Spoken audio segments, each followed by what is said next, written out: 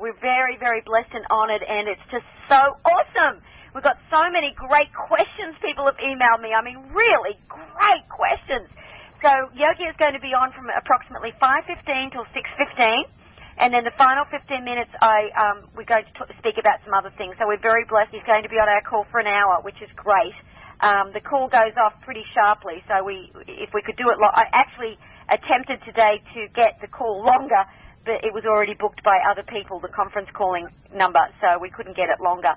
But it's really great. So, Lawrence, before I do this great introduction for Yogi, or when he's ready, would you like to just speak a little first about your experience with this wonderful being and how you got to meet him, etc., and study with him? Yeah, again, welcome everyone. Oh, everybody, send Lawrence some love for organizing this for us.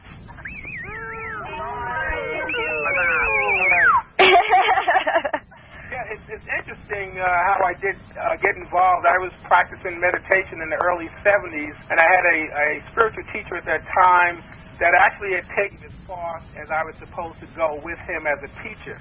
And during that time period, there was a student that was in that meditation class that I was involved in, and it's kind of funny because I met him at a business meeting, and immediately I said, gee, why is he here? Because in my mind, and of course that's that ego, I'm judging someone, but I just felt at that time that business was not a place that I would expect to see him. So I said, I know you have a message for me, tell me about it. And he says, well, you got to come to this yoga, it's really great, it's meditation, it's yoga, and he started selling me on it. And I said, look, just the fact that you're here, I know there's something Spirit's telling me to do. So that's kind of how I got involved, and this was in New York in the mid-'70s. And I started with the center that we had in the East Village down in, actually, on St. Mark's Place in the Village in New York City, which was just wonderful. And that was during the hippie period in the 70s, and there was a lot of wild stuff going on. And the yoga just really spoke to me. And I started getting involved, and Yogi has opened up centers around the world, and I've had opportunities to travel with him from time to time. But the biggest thing I can say is the teachings that I have experienced have really molded my life. I mean, I had a lot of questions about life, things that just didn't seem to make a lot of sense. And after I began getting involved with the yoga from the sense of not only the physical postures, but the meditation and some of the other techniques that Yogiar Ramaiah taught me and initiated me into, my life really started taking a different turn. I started experiencing a lot more peace, a lot more understanding. I was able to just deal with this human stuff a lot better than I could before. And what's so interesting with Yogiar, he gives us lectures and he speaks to us, but he does so much by demonstration. It's not that he gives a big lecture so much. You get an opportunity to just watch what he does as he moves through this human experience. And it's from those experiences and how he handles this thing called life, this human experience, that we really grow. And it's just made such a tremendous difference for me. And what's really interesting, when I started in the 70s, my parents knew nothing about this meditation and yoga, and they were very skeptical because they was always hearing about someone on TV that was doing this, and there was a lot of controversy during those days. But they have seen from these teachings, and we took these teachings and taught them to our children, and I have to say I'm blessed with 3 great children, never a problem with school, no problem with drugs, they've all finished college. They're doing phenomenally well, which in a sense with what's going on in the world is almost a miracle in itself, but it's because of these teachings that we incorporated and made part of our lives. So I can just simply say that I couldn't even put it in words, articulate what has happened to me by being in Yogiar's presence, but it's made this life a life truly worth living, and has really empowered me, and I've been able to help my children, and also this teaching is what's taken me in the path of becoming a spiritual practitioner, where I now have clients that I've been able to work with, and through God's grace, through Master's grace, I've been able to make a difference. So it's just been incredible for me. Well, I am blessed to have you as my friend, and we all are every week to have you on our calls, and you're just such a beautiful, beautiful soul, Lawrence, and we love you very much. All right, thank you for allowing me to be here and be part of this fun family. Well, it's so great. Everyone on the call, I want to congratulate you because you guys come on the calls and you're here because you're not in the competitive plane of life, you're in the creative plane of life. You're here to raise your spiritual awareness. You all realize that we've got to have money to be able to do the things that we want to do, so you're getting through your obstacles about that, as we all do, and you're creating the things that you want to create. You're doing what you want to on this beautiful plane, on this beautiful existence, and helping raise your spiritual awareness as well and helping other people. And I just love this family on Tuesday nights. It's just so, so powerful and so beautiful. So congratulations, family. Thank you, Yeah. And you're all over the country and all over the place, and it's just so beautiful. I just say, God bless you to the telephone. What a wonderful experience. I know we've got email and everything, but there's nothing like the vibration of voice. So let me tell you guys who may not know a lot about this wonderful guest we've got on tonight. Our honoured guest is Professor Dr. Yogi S.A.A. Ramya, and he is a direct disciple of Babaji, a great exponent of Kriya Yoga. In fact, Babaji is the one who brought, who actually called it Kriya Yoga. It was called Kriya before that, and it was from the Dark Ages. It hadn't been brought to the light yet until Babaji brought forward Kriya Yoga, which is just the most wonderful way for people to study, to become enlightened with the breathing techniques and everything. And so to have a direct disciple of Babaji with Kriya Yoga is absolutely amazing. Dr. Ramya is also founder, director, dean of International Babaji Yoga Sangam, with over 50 ashrams, temples and branches, with twin headquarters in India and Yuma, Arizona. He's, as is affectionately called, Yogiar, said, of course, that he would love to have participation from our friends, as he loves to answer questions. You guys have already emailed me so many great questions, and because we only have 1 hour exactly with Yogiar, I don't know how much time we'll have to answer the questions, but I know that one of the things I do want to make sure is that people get an opportunity to know where they can write to him or send him tithes or anything to help with his wonderful work that he's doing, because he's initiated thousands of people into Kriya Yoga in India, USA, Canada, Colombia, Guyana, Nicaragua, Australia, Malaysia, Sri Lanka, UK, Russia, Sweden, Spain, South Africa, Israel. And Dr. Ramya, as I said, is a great disciple of the great Himalayan living master Babaji, whose numerous books have been published and is a great master of yoga himself. Dr. Ramya himself has authored many books on yoga meditation and yoga therapy. Is there a website or something that we can go to, Lawrence, to get any of Yogiar's books? We have a website. At this point, it's under construction, but it is BabajiKriyaYoga.org, but it's New Jersey Solics are working on it at this point. But well, as soon as it's up and running, you let me know and I'll email it out to everybody. I will let everybody know. Fantastic. But also, there's more. Yogiar is also the Dean of Research, Babaji Yoga Holistic Hospital Complex. He is a retired professor from Arizona Western College, and Dr. Ramya has hosted and organized 51 parliaments of world religions, yoga and health all over the world. Can you imagine that, guys? He has organized 51 parliaments of world religions. That's absolutely phenomenal what this man is doing with his time on the planet. And he initiates and trains people into the five-fold path of Kriya Yoga, consisting of perfecting the skills of number 1, Hatha Yoga, which is physical postures and exercise. Yeah, Baba Yogiar. Go on now, Michele. Yogiar. Welcome, Yogiar. Welcome, everybody. Yogiar is on the phone now. Welcome. Everybody, send your love to Yogiar. Welcome. Welcome. Thank you. Yes, this is Professor Yogiar Ramaiah from India. First of all, I'm going to carry greetings on behalf of India, the homeland of yoga, to all the people who are listening to this talk.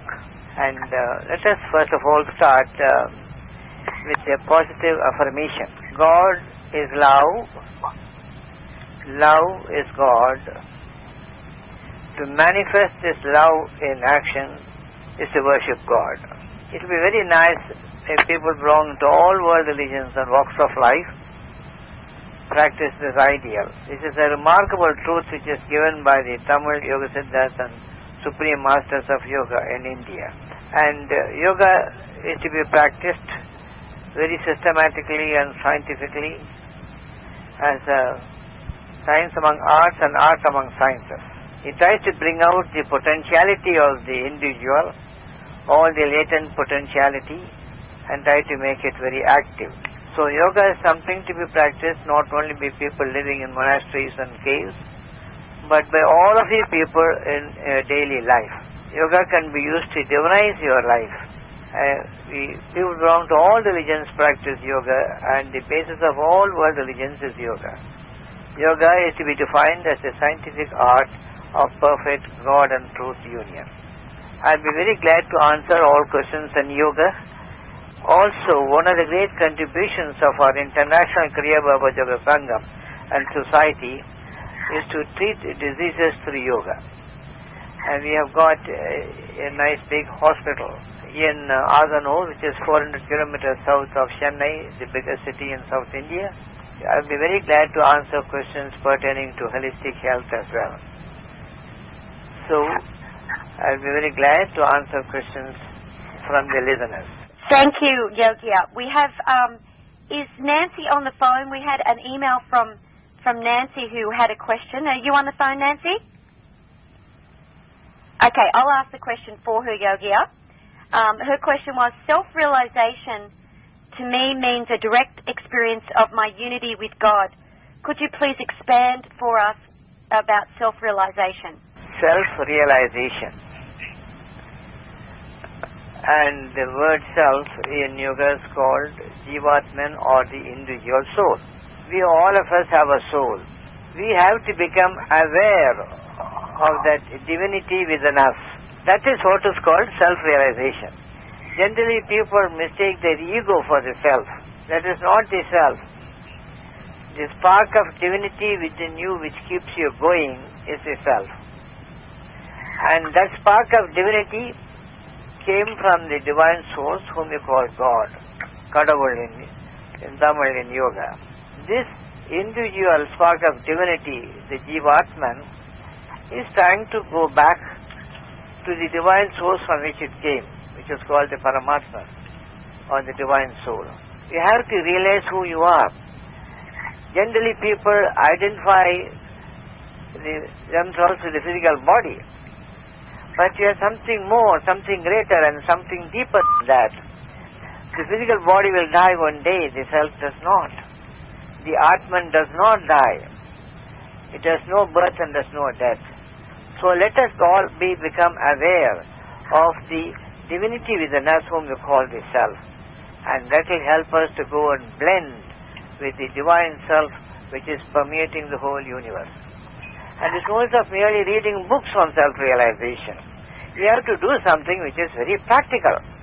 And that is what we call yoga. The scientific art of perfect God, truth and self-realization. When you practice yoga, you are able to become aware of your physical body, vital body, mental body, intellectual body and spiritual bodies. With all these five bodies, you are going to realize and experience self and experience God. That is self-realization. That's beautiful. Thank you, Yogiar. And we've got something else from Pete. Pete's question was a great question, Yogiar. I love this question. How can we free ourselves from karma and why do we need to? First of all, understand what is karma. Karma means action. All of us are acting all the time. There is something that makes us act.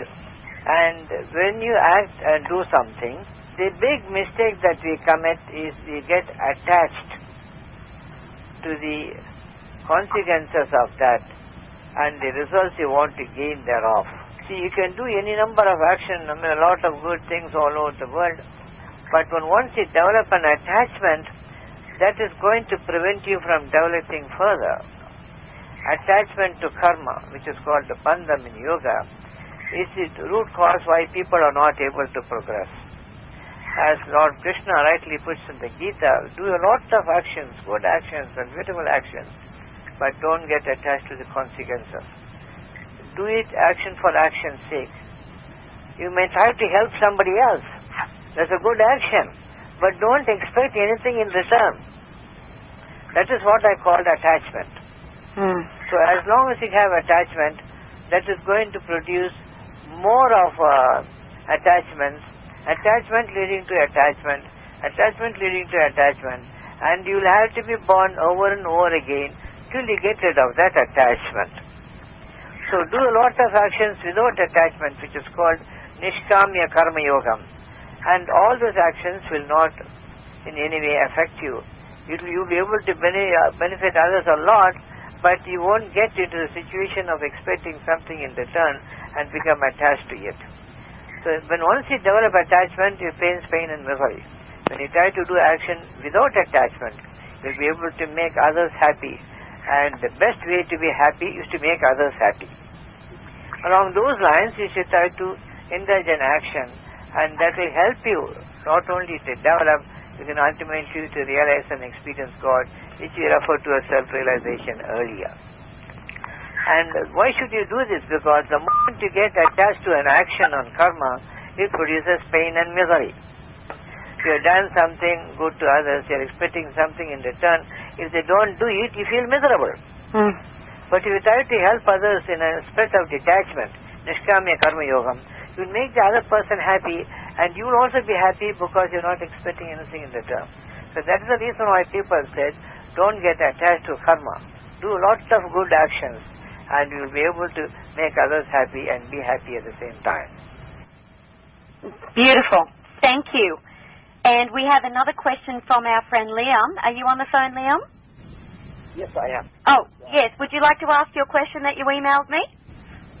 Sure.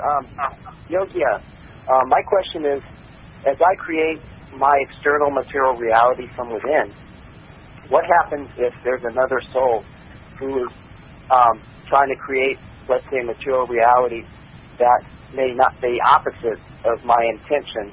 I mean, and both are like basically ethically neutral type things. Would it? I mean, how does that go on? Would it be like the person with the stronger faith would overcome, or I mean, how? That's just, I've always wondered about that. Yes, can the question be repeated again, please? Would you like me to repeat it for you, Yes, please. Liam? Yeah. Okay. What Liam was asking was,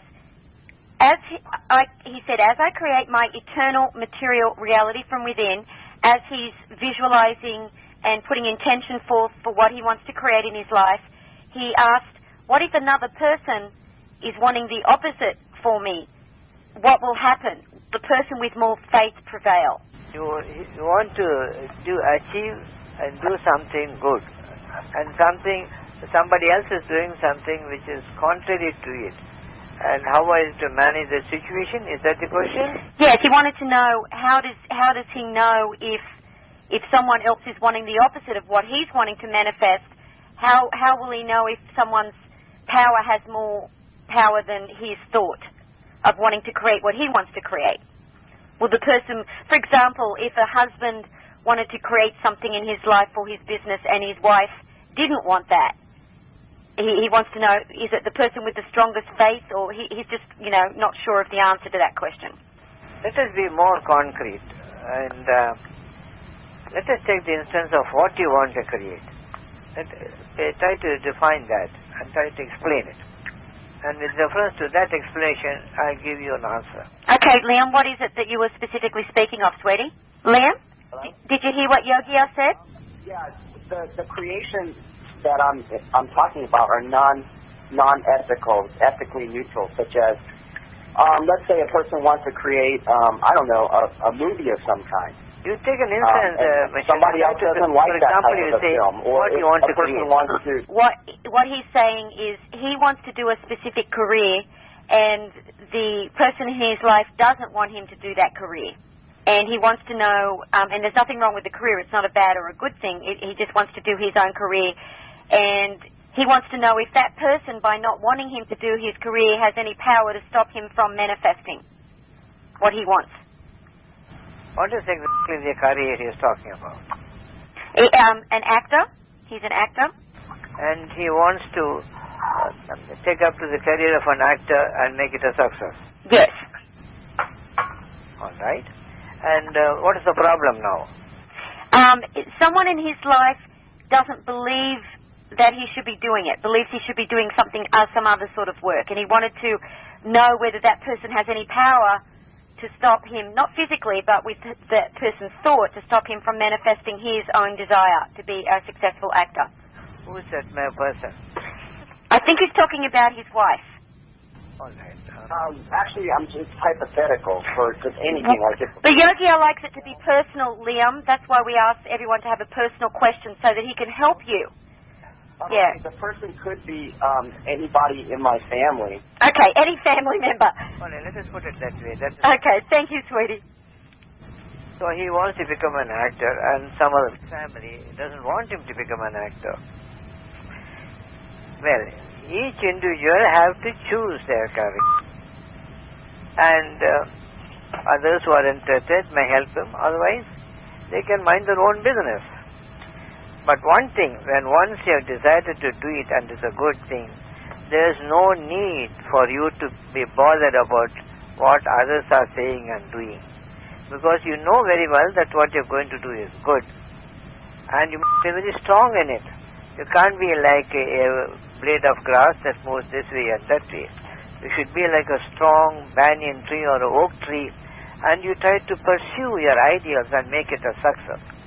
And you should not be dependent upon somebody else's approval and disapproval, because it is what you want to do.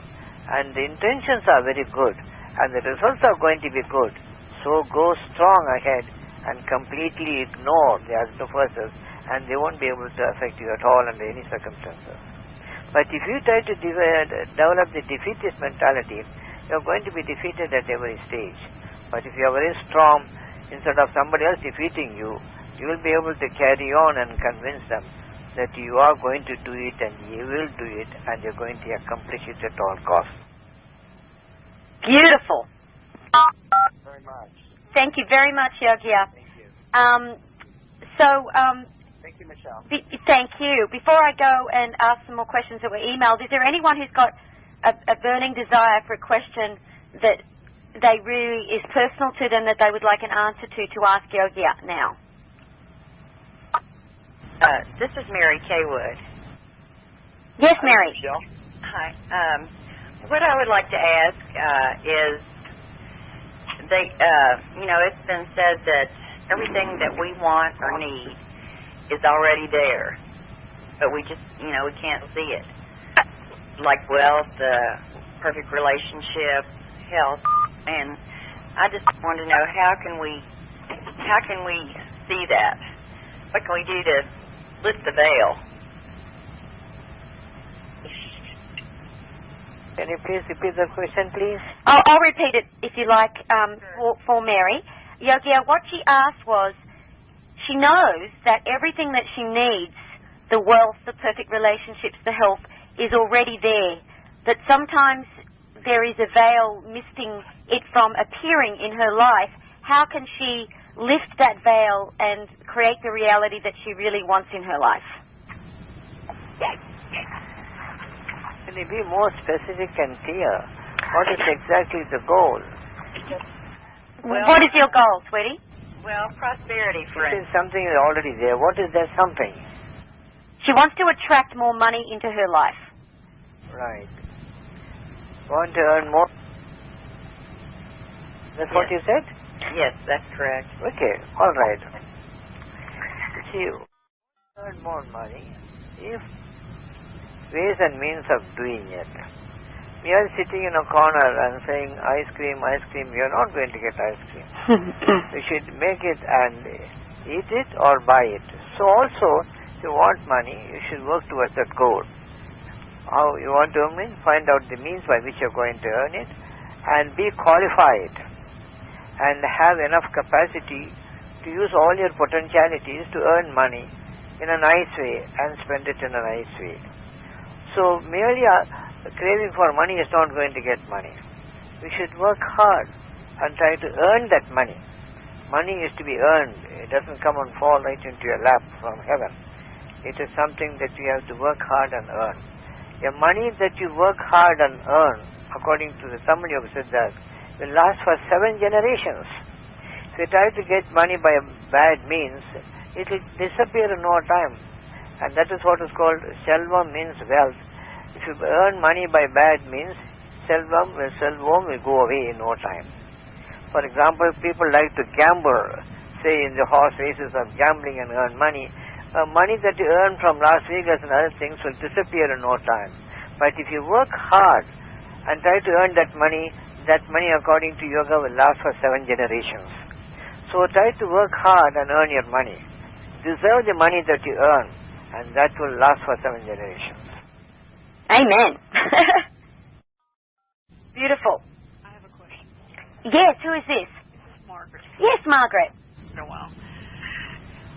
What if you've done all the hard work and you've deserved the money and it's been stolen from you? Yes, please repeat your question. She wanted to know what if you've worked hard and then the money has been stolen from you? You work hard and the money has been stolen from you. Yes. Okay. Be careful. When you work hard and earn the money, you don't keep it on the table for anybody and everybody to pick it up and put in their pocket and walk off. You should learn not only how to earn money, you should learn how to safeguard that money, spend it in a nice way, and use that money if you can to help others also. So earning money alone is not enough. You should try to see to it that you learn how to safeguard that money and spend it. And if you have earned that money in a very good fashion, even tendencies for others to steal it is not very easy. But merely because somebody was stealing it, you don't lose heart and see to it, find out how exactly they stole it and find out ways and means of stopping that stealing. Because the person who stole the money is a good-for-nothing person or a happy person who likes to have money without any hard work. You don't give an opportunity for others to steal it. Try to learn to safeguard that money and try to use it in a nice way. Try to save it very safeguarded. If you save the money well, say you put in a deposit or some other bank matters and so on, nobody can come and steal it. So it is very important not only to learn how to earn money, but also to safeguard that money and to spend it very wisely and try to learn how to save and try to also use that money to help others. If you do like that, that money is well earned, well spent, and it will have a very good effect in society. And I think it's important also, don't you, Yogiar, that when we don't have attachment to the things that have happened in our life that are negative, that we release it and just learn from it and just go on living in the moment to do the best we can next. But I think it's important to forgive the past as well, isn't it? Yeah. We have another question. Yes. I do. I got a question. Oh, I have another question first of all from a gentleman named James, and James is in Dallas. Are you there, James? Okay. Well, some people are quiet. Maybe they're the ones that emailed it to me. Here's a really good question, Yogiar. James wanted to know if Kriya Yoga is twice referred to by the Lord Krishna in the Bhagavad Gita. Can we really stop the decay in the body simply by learning Kriya Yoga and breathing? First of all, let us try to understand what the word Kriya means. The word Kriya is the root Kri, which means to do. And from the same root, we got that well-known word karma or action. From the root Kriya, Kri came karma, came the word Kriya. Kriya, the conception is very clear in our order. It is to be defined like a scientific term. Kriya means practical yogic technique. Merely reading a ton of books on yoga is not going to help you. An ounce of Kriya practice is far more important than a ton of books. So that is exactly what Lord Krishna is mentioning. Kriya is action. You have to try to actually practice, not only read books on yoga, but to practice it. And in our Kriya Yoga, as we have it, is the most ancient tradition of yoga in the world. There are thousands of traditions. Ours of Tamil Kriya Siddhantam is the most ancient tradition. In that tradition, we deal with not only the physical body, we deal with 5 bodies: physical, vital, mental, intellectual, and spiritual. So, Babaji's Kriya Yoga, which is also referred to by Lord Krishna, consists of 5 angas or parts. The first step deals with the physical body. It's called Kriya Yogam, with physical postures of relaxation. And then the second step is what is called the pranayama or the breathing technique. That's the most important Kriya in our order. It's called the Kriya Kundalini Pranayam, which awakens the Kundalini Shakti and brings about the union of Shiva and Shakti. Then the third one, which is extremely popular all over the world, as Raja Yoga and Ashtanga Yoga means, it's called meditation and Dhyanam. Dhyana means the scientific art of mastering the mind. Thereafter, you're not going to be a slave of your mind. You're going to be the master of your mind. Just as the monkey master taps it and the monkey starts dancing, your mind should dance to your tune. That is the potentiality of Babaji's Kriya Yoga. And then the fourth step consists of what is called the mantras, sacred words of God, and then the most important phase of yoga is love and anbu and bhakti. That's what I told you right at the beginning. God is love and love is God. To manifest this love in action is to worship God. So when you practice all these 5 angas, that is Kriya Yoga. So don't only talk about it and do it. Try to awaken all the 5 bodies. And I can guarantee one thing for you people. All of you people are seeking happiness. Wish you all success. I want you to seek happiness in all the 5 bodies, and you'll be 5 times happier. I want not only you to be happy, I want you to make others happy. True happiness lies in making others happy. That's beautiful. And before I do another email question, there was a gentleman who had a question for you, Yogiar. Would you like to come onto the phone now? Yes. Who is this? This is Chris. Oh, Chris. Yes, Chris. My question is, what exactly is the Kundalini, and how does one tap into that energy? Yes, it's a nice, beautiful question which goes to the core of our yoga. Yes. Kundalini. What is this Kundalini? And you'll be surprised to know the yoga which has been given through the ages as a great science and art in India talks about nothing but energy. That's what they have said. Shakti and Verundumillai. Nothing but energy exists everywhere.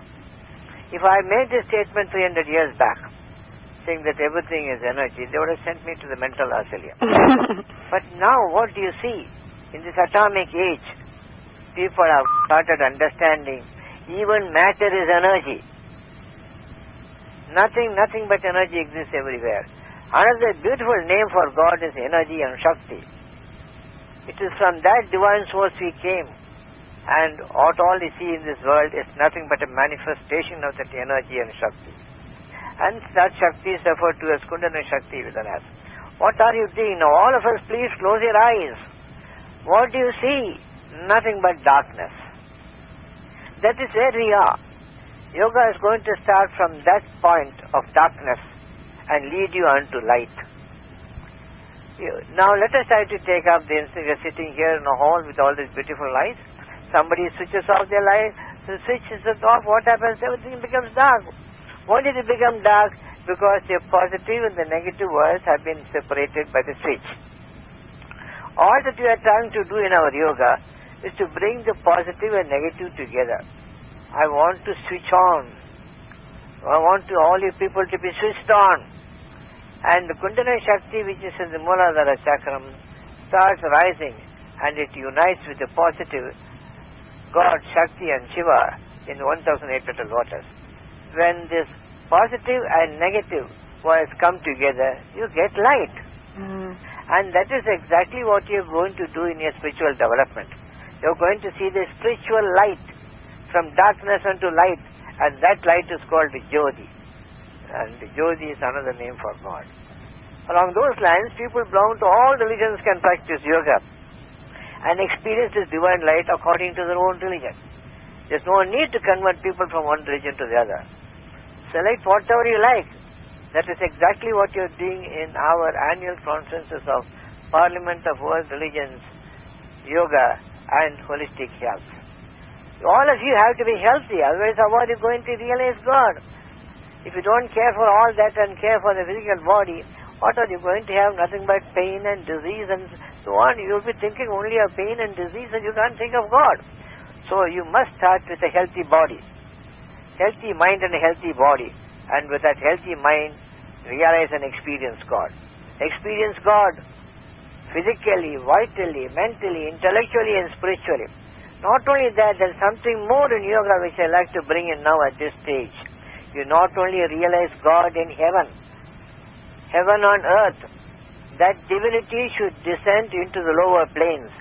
That divinity should descend into the spiritual plane, you become a saint. The greatest criminal is a potential saint according to yoga. Let the divinity descend into the intellectual plane, you become a sage. And let the divinity descend into the mental plane, you become a Patanjali, great Siddha. And let the divinity descend into the vital plane, you try to become a Bhoganatha or Jesus Christ. And if that divinity descends into the physical plane, you become Babaji. That's what I've been trying to tell you people. Seek Babaji to become Babaji. Don't only practice this Kriya Yoga, but find to, once again, that divinity should descend into the physical plane. God is not born. God will not die. And the physical body also will not die. And that is what is called Surupa Samadhi in yoga. Surupa Samadhi Kadayalam Medan Rekar Shudarola Kanamada Tula Deham. The whole physical body will become immortality.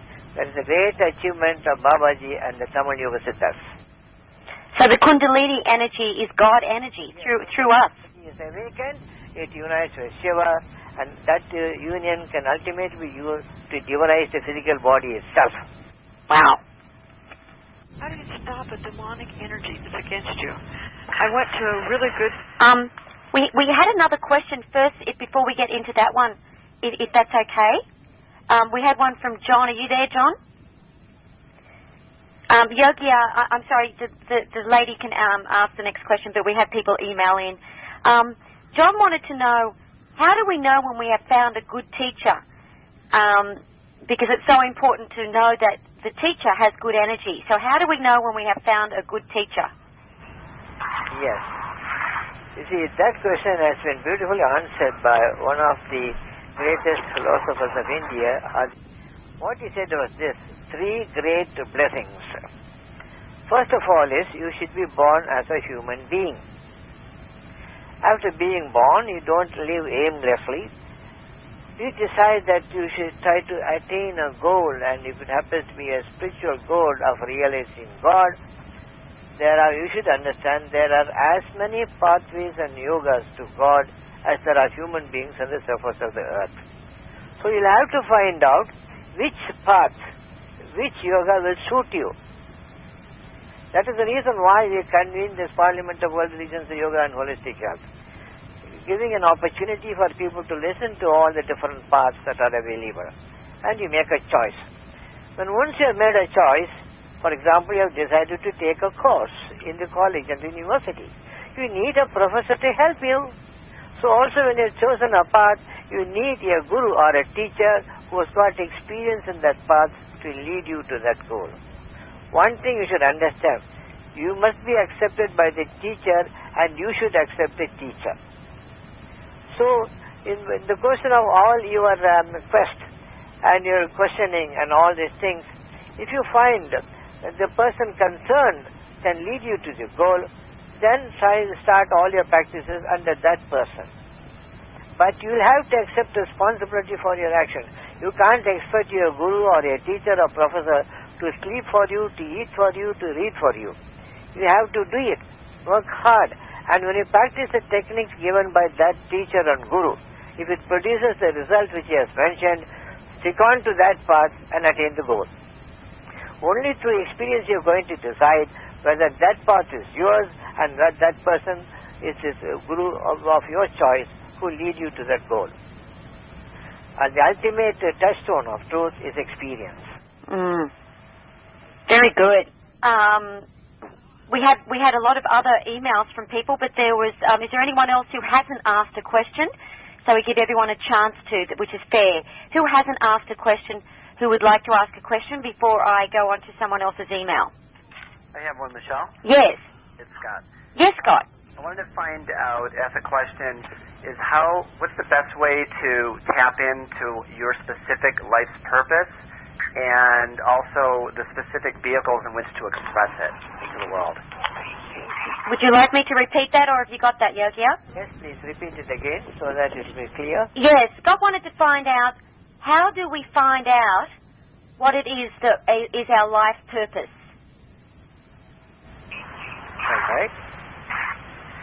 All right.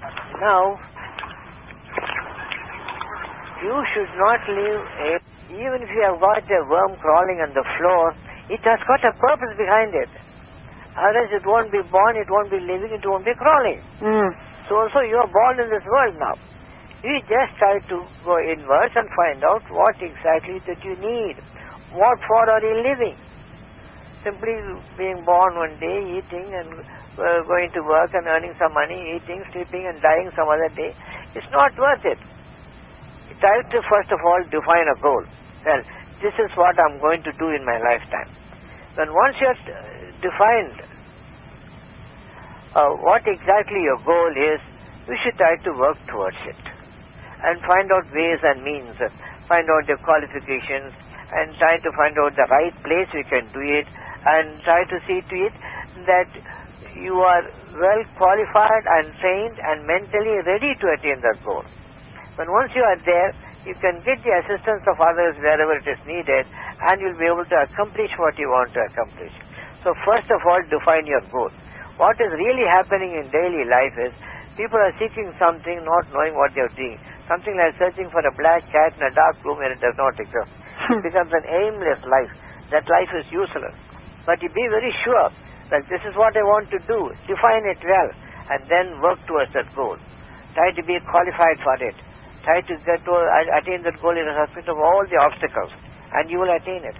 As long as you do not accept defeat, defeat will become the stepping stones of success. And Yogiar, do you agree that when someone's not sure about what it is their purpose is, if they can simply find in their heart what brings them joy and that is also bringing other people joy, that's a great purpose too, isn't it? Yes. Whatever you try to seek and do should produce happiness. It should produce happiness not only for you, we should try to produce happiness for all the people around.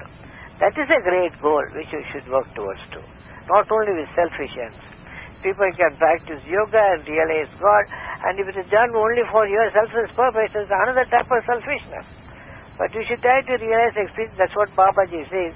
You should try to practice yoga not only for your own self, you should practice yoga for the benefit of others.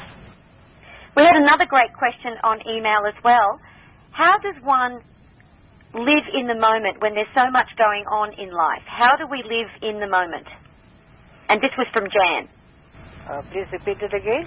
How do we live in the moment, in the now?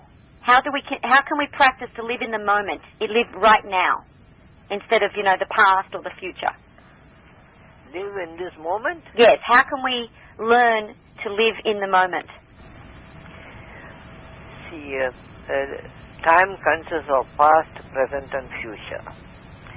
You may concentrate on the present, but do not forget present is a result of the past. And do not forget the present is going to lead to the future. In this moment, you do all that is good and see to it, it will lead to something which is more glorious in future. So think of the present, but it should lead to a more glorious future. If you do something along those lines, not only the present will be a happy moment, the future moments also will be happy. Because this moment is going to die out, what next? So it should lead on to something which will have a continuity of that happiness. I think that's absolutely beautiful. That is perfect, because as we are happy in the moment, we create more happy moments as we continue forward. That's beautiful. Thank you, Yogiar. And I've got another question on email, but before I ask that one, is there anyone live who didn't email who's got a question who has not asked a question yet? I have a question. Yes, who is this? And if anyone is not going to be speaking, could you please *6 yourself so we can take out the background noise? Mute yourself. And go ahead. Who was the young lady who had a question? Barbara. Barbara. Yes, Barbara. Yeah. Would it be ever right to be doing things only for other people and not for yourself? I mean, is that a way that you can make the world get better, or Is it better than doing things also for yourself that maybe you're not as helpful to everyone? Would you like me to repeat that, Yogiar? Yes, please. Barbara asked you, is it better to only be doing things for other people, or is it okay to also do things for ourselves? Or is it better just to do things for other people? Generally, what you find in daily life is people do things only for themselves. When you develop the attitude of doing something that's good for others, you are really a noble soul. And when you do something noble for others and good for others, that it produces a reaction by which automatically it will make you also happy. That is what is important. When you're doing something good for others and it produces happiness for you, that is a remarkable development. But if you try to be happy at the cost of others' happiness, they will be miserable and you may be happy to some extent, and your happiness is not going to last long. So always do good for others. There's nothing wrong in it. And you have to take care of your needs also. Do take care of your needs, but not at the cost of others' happiness. Very good, because it is so important that we take care of ourselves, because if we don't take care of our own consciousness and our own means of making money, we can't help others. Because I know all the great work that you do, Yogiar, it takes money to build the hospitals and to get things done, and that's very important that we know that it's a good thing to focus on that, because then we can do so much good for others. I had a question that you really did answer already, but maybe you would like to answer it differently. This is an email as well. What is samadhi? Yes, samadhi is to be defined as the breathless state of communion with God. Samadhi. The word samadhi has been used very in a loose way. If you have a grave, that is also called a samadhi. But samadhi, in the highest sense of the term, means to be in tune with God, communion with God. And communion with God is very good. You have it in all world religions. In yoga, we have got a communion with God physically, vitally, mentally, intellectually, and spiritually. With all the five bodies, you should be in communion with God. That is a true samadhi which is mentioned in yoga. Now we are living an external life. I'm not saying it is wrong. Do all the beautiful things you want to do. But ultimately it should have a more glorious goal in mind. It should take you to God. Do all that you want to do, but do it for God. And physically, vitally, mentally, intelligently, spiritually, we should try to see God. And when you become in communion with Him in all the five bodies, that is called samadhi. Beautiful. Beautiful. We want samadhi. That heart glow. I call it the heart glow, Yogiar, when I get that heart glow when you feel just you're one with everything. It's a beautiful thing. And I've got more emails, but I'd like to get the people that didn't email, they're on the call, to also get a chance to ask a question. So again, is there someone who'd like to ask Yogiar something? Who's on the call? Yes, I have a question, please. And who is this? This is Bridget. Yes, Bridget. How can I help someone, or how can someone cleanse their body of toxins that were caused by alcohol? Would you like me to repeat that, Yogiar? Yes, please. Bridget would like to know, how can she help someone cleanse their body of toxins that were caused by alcohol? How to cleanse the body which has been contaminated by alcohol? Yes. The first and foremost thing you should do is to stop drinking. Yes. Because you can't be burning the candle at both the ends. So stop the burning process. Then once you have done that, then you start substituting more healthy drinks so that the body will get all its nutrition. Now what is happening in the case of alcoholic is they are very much attached to that. they can't detach themselves from it. First, the detachment should take place. Help them by different means. But once they have done it, then the process of rehabilitation will take place. And try to substitute by all sorts of very healthy drinks, very healthy food, tasty, nutritious, yogic, vegetarian diet. And once you start doing that, and as you keep on leading this way of life and practicing yoga, which is a process of cleansing, physically, vitally, mentally, intellectually, and spiritually. And that cleansing process will get rid of all the toxins from the body. Suppose a person has got a lot of contamination in the intestines, is to have a purgative and try to get rid of all those toxins and then start eating tasty, nutritious, yogic, vegetarian diet, good, nutritious food. And once you start doing it, that food is going to be absorbed by the billions of cells in the human body and they'll become healthier. One thing I can tell you which will be of great interest to you people, which is mentioned by the Siddhas thousands of years back. Every 12 years, all the cells in the human body, the billions of cells in the human body will die and will disappear and they'll be replaced by new cells. This is what is called catabolism and anabolism. Catabolism is going on all the time. When you have practiced yoga and healthy food, anabolism will replace them by new cells. When they are replaced by new cells, that person is going to become a new person. Every cell in the human body can be replaced and must be replaced through the proper diet and the practice of yoga. When this is done, that person will become very, very healthy. Not only very, very healthy, he prevents others from becoming an alcoholic. Very good. And I've got a question for you to do with that myself. How often do you feel that if a person's is on a good diet, a vegetarian diet, and how often do you think that they should fast? And when they fast, should it be just water or juices as well? Yes. Fasting. See, you work hard, come back home. How do you feel? Tired, fatigued. And that applies not only to us as human beings, it also applies to all the organs in the human body. Daily we eat. Daily the body has to do the function of digesting the food and trying to get rid of the waste. This is an ongoing process which goes on and on. Right from the moment you are born till you die, this is going on. Just as you need rest, the digestive system also needs rest. And this rest which we are talking about is called fasting. So it is good for you people to feast. Feasting is good to get all the nutrition they need. But fasting is also equally important and equally good. So you can fast in different ways. And we generally advocate for these people who practice Kriya Yoga once a week, they advocate them to fast.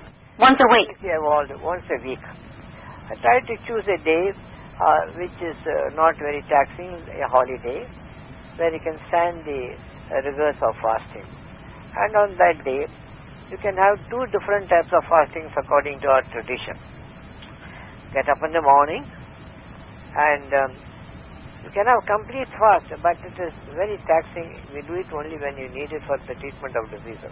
Otherwise, you get up in the morning, so clean yourself off and wash yourself and clean your teeth, and then have a glass of water. That is fasting on water. And then you do that, then do all your practices and all your work. And many people can't stand the rigors of a rigorous fast. So what we decided, we advocate two different types of fasting. But on a day of fasting, we always advise, do not take any salt. Salt you need for existence 6 days in a week, but one day absolutely no salt should get into your diet. So just water 1 day a week. And if you lead this type of life of saltless diet once a week, you'll be having a very strong cardiovascular system. One of the reasons why people get a lot of heart attacks is because too much of salt. Too much of anything is good for nothing. So on a day of fast, don't take any salt. So start with water, and if you're not able to stand the rigors of fasting, then you can have some liquid diet. Till say about 6 o'clock in the evening and see how you react. If you find you can't stand the fasting anymore, you then try to break the fast with what is called saltless diet. Like just some clear vegetable soup or something? We try to saltless diet. But don't introduce any salt, and so that you can withstand the rigors of fasting. This is what is called fasting on saltless diet once a week. So another thing has been given by the Siddhas, which is very, very interesting, because fasting is done for different reasons. Another thing is that without any loss of life, we should try to fast. Now, when you try to fast on saltless diet and all the vegetables and grains are being eaten, so we advocate another a little bit more rigorous fasting. It's called fasting on fruits and milk. As usual, get up in the morning, clean yourself up, drink water, and you can carry on the fasting with water alone. If you can't stand the strain, you are allowed to have 2 glasses of milk, 8 ounces each. That's all is allowed till 6 p.m. And then after 6 p.m. you finish your yogic practices, and then you try to take what is called fruits and milk without a loss of seeds. That diet is very easy to digest. That diet enables the mind to be separated from the physical body, and your dhyanam and meditation will be very successful on those days. So from the spiritual standpoint and from the standpoint of physical health, we advocate the different types of fasting. Apart from that, in India, when you go to yoga and naturopathy be used for treatment of diseases, you've got different types of fasting taking place. And all that is done from the therapeutical standpoint. That is therapeutical fasting. This is gentle fasting. Beautiful. Thank you, Yogiar. We had an email. This is a great question. I wanted to see if Stephen is there, though. He didn't put his last name, but it was Stephen with a PH who emailed about... is there a Stephen who's on the call who emailed us a question? Anyway, it's a good question. He wanted to know, Yogiar, how does the sound Om help us in meditation? And could you please sound the Om for us so we know how it's supposed to sound? Yes. Before I do that again, and I like to explain something. That is referred to in all the world religions as the word of God. Everything in this world is vibrating. That original mantra or word from which everything is called Om. It is called the Omkaram. It is called the Pranava mantra. For example, we practice pranayama, the breathing technique. Why? To get pranic energy. And that energy itself has got a vibration. Everything in this world, you are vibrating, I am vibrating, this table is vibrating, this telephone is vibrating, everything is vibrating. And that energy has got a vibration. And that vibration is called Om. And Om is a fundamental word. And it keeps on spreading. And it becomes Aum. Aum. A-U-M. Can we have everyone try that? Is that okay, Yogiar? How do you repeat it? Aum. Aum. Everybody want to do it? Aum. Lower level and develop it to the third highest level. Om, Aum, and Aum. Could we try that with you? Start again. Om. Aum. Aum. Aum. Aum. Yeah, you can feel that. And should it be done with any level of loudness, or does that make no difference? The volume? You can utter it aloud, and you can utter it mentally also. When you try to utter it mentally, it has got tremendous amount of potentiality, and it imparts its vibrations to the vital, mental, intellectual, and spiritual planes of existence as well. It does bring much peace to the mind. It's very beautiful. Thank you, Yogiar. And now, our happy, wonderful people, have we got another question for beautiful Yogiar? Has anybody else got a question? I have a question. And who is this? This is Susie. Yes, Susie, darling. I would like to know what is the easiest way to get rid of blocks or obstacles. Please repeat it again. How to get it off? Yes. Please repeat the question, please. Oh, she wanted to know, Yogiar, what is the best way to release from the mind and hence from the appearance obstacles from our life? You know, when someone feels like there are barriers stopping them from proceeding with what they want. She wants to know how to release obstacles. Yes. First of all, you define what the obstacle is. Then I'll tell you how to get rid of that obstacle. Which particular obstacle do you want to talk about, Susie? A mind obstacle? It is a mind obstacle. It's an emotional obstacle. And which emotional obstacle is it you want to release? It will be, it was a betrayal, I feel. Okay, so she wants to release, is betrayal an obstacle? She wants to release the feeling of betrayal. Of betrayal? Of betrayal. Please try to spell that word. B-E-T-R-A-Y-E-L. B-E-T-I? T-R-A-Y-E-L. I don't get that word correctly. Oh, is there another way that you could word that, Susie?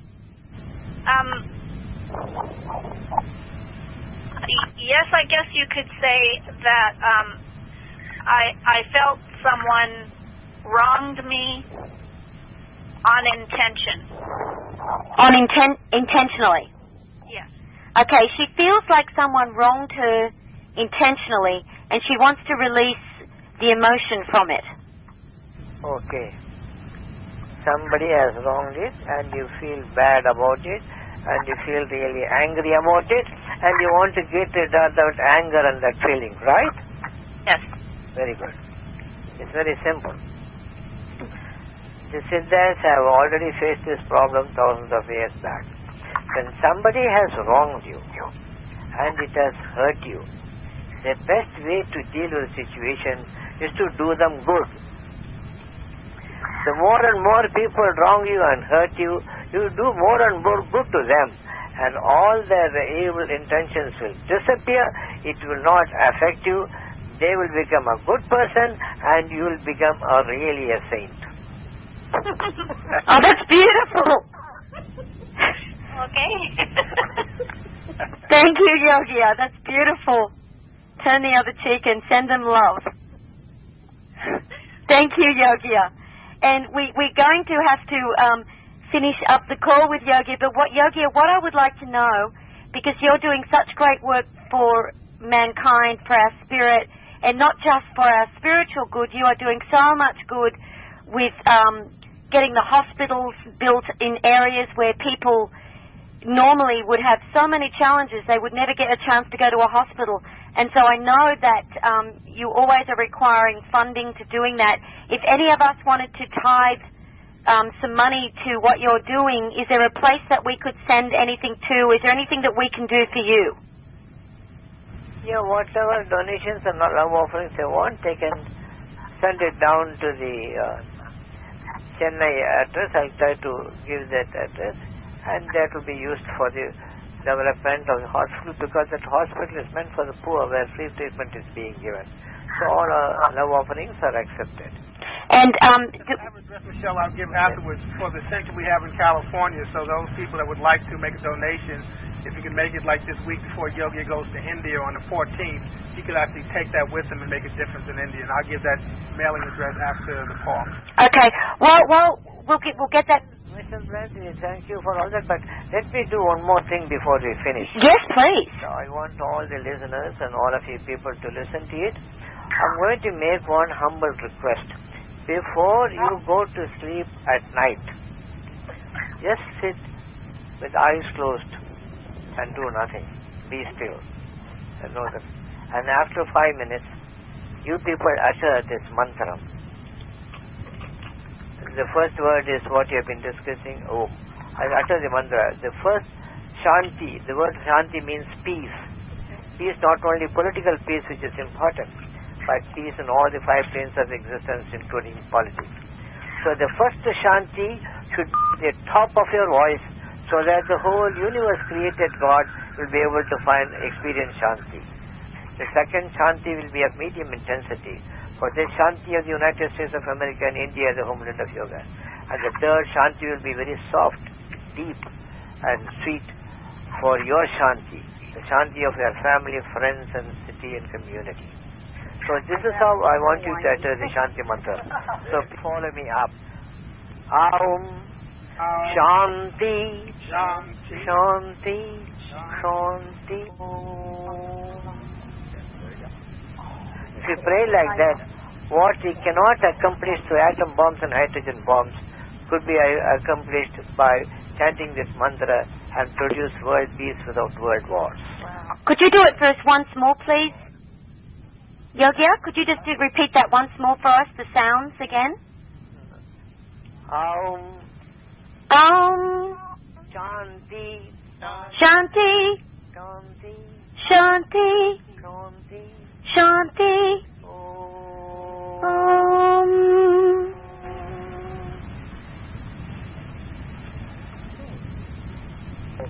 Let us all pray for world peace and establish world peace.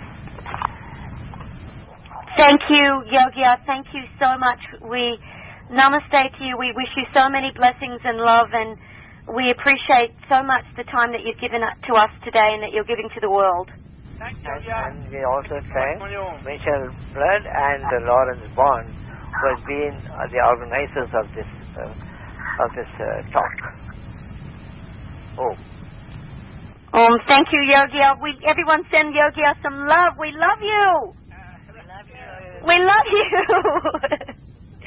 Woo! We hugging you.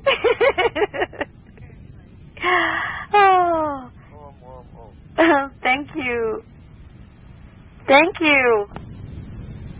Okay, Yogi is off and running. Lawrence, thank you so much for getting Yogiar on the call with us tonight. Been that with Yogiar, and seeing Yogiar in action really is and has been for me and continues to be for me God in action. Just the little things that come up and just how he moves through it. And he talked about Ambu, which is love. When you look in Yogiar's eyes, there's no question that you feel God flowing through each and every cell of your being. I mean, he looks like a child, like a little baby sometimes, and he looks at you and he smiles. And his eyes and his smile just melt. I mean, it just transcends everything, and you just feel great. You don't know why. You just feel wonderful, just that vibration and that energy. Yeah, and I mean, when we spoke the other day too, I just felt like hugging him. You know, it's just like huggy bear energy. And I think what he said to Susie, to everybody, it's so beautiful because there's so many times we have a perception of things that go on that have happened or whatever. And the best way for us is if the person, you know, if we can't forgive and we've got the things happening and the person's not available to speak to do the forgiving. You know, that goes beyond forgiving. That goes beyond forgiving. It's like do something wonderful for them. It's beyond sending love. It's like do good things for them and that will make them a good person. Right, because we're all cut from the same cloth. You know, God. We're all one. We're all one. Yeah, and you know, because sometimes people aren't available because they might already have died that have wronged us. You know, and so that will help us to forgive them, and we can still send them love because spirit lives forever. Absolutely. So no matter what is going on, you know, I always recommend that people speak to the person if they can, but if they can't because the person's dangerous or they've done something that hurt the person physically, of course you don't have any need to speak to them then, but it's keeping in that light. And when he said that, it was the most beautiful thing he said. It was, I mean, everything was beautiful, but it's like the way he just, you know. Yoga is so practical. You know, I mean, it's just amazing sometimes. People ask him these real philosophical, intellectual questions, which he can answer at that level, but he just brings it right, as we say, where the rubber meets the road, right where it's practical, so you can just see the truth of it, and he speaks it from that place. Yeah, it's gorgeous. Well, everybody's in this beautiful vibration. Let's do some great affirmations together. Is that okay, Lawrence? Yes, now, you want me to give the address of the hospital mailing, or we'll do that afterwards? So I can give that now if you want it. We can do it after. Oh, no, let's do that now. Let's get the address to the hospital. Yes, and now Yogi is leaving to go to India and Malaysia on the 15th of May. So if anyone would like to make a donation, and it doesn't matter how much, because, you know, there's 32 rupees approximately to every U.S. dollar, and it can make a real big difference. And if he could take that with him when he leaves, then it's not all like duty and exchange rates and the rest of it. So here's where you can send it to. We have a center in California called California Babaji, which is B-A-B-A-J-I, Yoga, Y-O-G-A, Sangam, S-A-N-G-A-M. That's our center that we have in California, and the address is 14011 Mansa, M-A-N-S-A Drive. So it's 14011 Mansa, M-A-N-S-A Drive, and it's in the town of La Mirada. So L-A-M-I-R-A-D-A, La Mirada, California. Zip code is 90638. And all donations are welcome. well, how do we send it? I mean, do we just send a normal check, or is it easier to send a money order? If you send a normal check this week before the 14th, it'll go to his account in California, and right before he leaves, he'll take that and then transfer it into rupees and take it to India. So, but what name? What do we put on the check? California Babaji Yoga Sangam. I'm sorry, that's the name we put on the check. California Babaji Yoga Sangam. And can you spell the last name again? S-A-N-G-R-A-M? S-A-N, G like George, A like Apple, M like Mary. Oh, okay. So it's California Babaji Yoga Sangam, Right. 14011 Mansa Drive, La Mirada, I should say, 90638, California. Right, and then if you can send that out. So even even a small donation is going to help Yogiar. Whatever it is, it all goes to the hospital. So Yogiar actually does a lot of the work around the world, and the funds from that, because he does pay the doctors, he pays the yoga therapist, and he pays for the property itself, but the patients basically are free because they have no means. Right. So he funds that project around the world, so any donation would be a big help. And the other thing that I loved as well, Lawrence, that he was talking about was the non-attachment, because the beautiful thing is God always knows what our desire is and what we want to attract into our lives. And when we put the intention forth, like we do every week on these calls, with love and working hard towards it, when it does manifest, when we don't lose attachment to how it's going to show up, because some people say, well, I've got to go on Oprah, or I've got to do this, or I've got to do that. If you just keep your eye on the vision of what it is that you want to create and the experience from that vision, well, then it manifests in ways that are the most, that are the best for the highest good for you and the highest good of everyone involved. Because we're all connected, we've got to make sure that as things are manifesting, it's manifesting for the highest good of everyone involved. Because any time that we do anything, you know, and when we just leave it like that, as you've always said, Lawrence, being specific about what it is that you want to attract, but not having the attachment to how it's going to happen. And the less we have attachment to people, places, or things, the more peace of mind we have as well.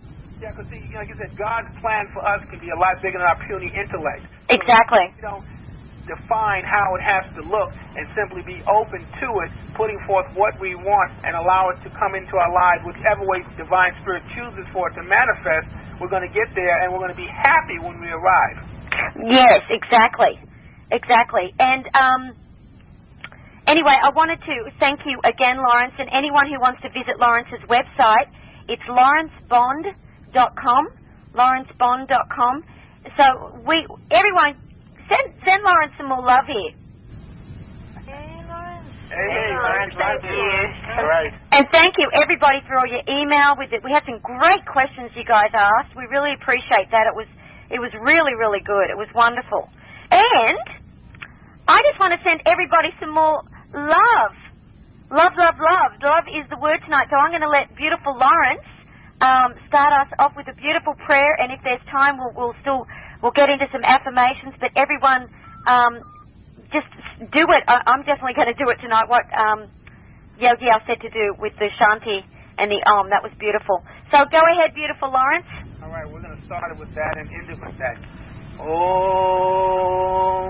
Shanti, Shanti, Shanti, Om.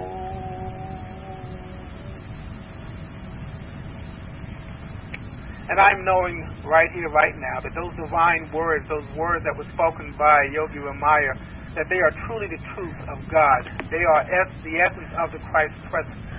And I'm claiming that each and every one were blessed to be part of this call, have been touched by that Christ consciousness that emanates from Yogi Ramaiah. I am knowing that the love that he is, the joy that he is, the abundance, the peace, the creativity, and the oneness of God, I am knowing that those creative have flown and have touched the hearts of each and every one of us. Those on the calls and those that wish they had been on the call, I am just knowing that that energy and that vibration has truly made a shift in our consciousness, has actually brought each and every one of us closer to who and what we are, because we are all spiritual beings having a human experience. And I'm knowing that the Kundalini has indeed begun to rise from this experience that we've had together. And these calls that we do, I know that they bring us together so that we can celebrate God. I know, as Yogi said this evening, that each and every one of us have chosen not only to allow our lives to become more joyous and more empowered, but we're all here as instruments to do good on the planet. We've all said yes to not only shifting our consciousness, but making this place a better place since we have arrived. So I am knowing that it is no mistake that we come together on these Tuesday calls, that we support each other, and that the divine energy of spirit is flowing through being. I am claiming right here, right now, that all of our prayers and all of our wishes have truly been answered, that we have no attachment to how it's going to happen. We simply put forth the truth, and I'm knowing that God has said yes. I'm knowing that God has said yes to the perfect health, to the divine healing. I'm knowing God has said yes to the absolute abundance and prosperity. I'm knowing God has said yes to everything that we've ever wanted, because we are truly deserving of the good. We are doing the work. We are, as Yogi said, we're not sitting in the field. We are taking divine action. We are saying our affirmations. We are simply being open to God. So I'm knowing that all the joy, the peace, the love is here right now. I'm knowing that we had a true divine experience this evening, that we truly touched the face of God through Yogi Ramaiah, and that we are truly enlightened, and we are truly moving forward to our goals, to our objectives. So I am just knowing that the Shanti that Yogi spoke of, the peace, the love that Yogi spoke about, I am just knowing that is who and what we are. So I'm giving thanks for wonderful Michele Blood for keeping us together, for simply being there, holding that light, making a difference on the planet, and allowing us to come together as we do on Tuesday evenings to simply celebrate spirit. I'm giving thanks for Russell for being available with us, to being part of this, and each and every one of us that come together, because together we are a divine spiritual family. We are emanating a divine vibration that's helping each and every one of us on this human path. So I'm just so full of joy and love for tonight's experience. It's always a blessing to be in Yogiar's life, to feel that we've been touched. So I just simply say right here, right now, thank you, God. Thank you for bringing us together. Thank you, Divine Spirit, for allowing Yogi to shed some light and wisdom with us. Thank you, God, for bringing Michele, the wonderful Michele Blood, in our lives, putting all this together as she does week after week. Before you go, please, if you want to receive some amazing high vibrational success meditation, tons and tons of free products, go to micheleblood.com/links.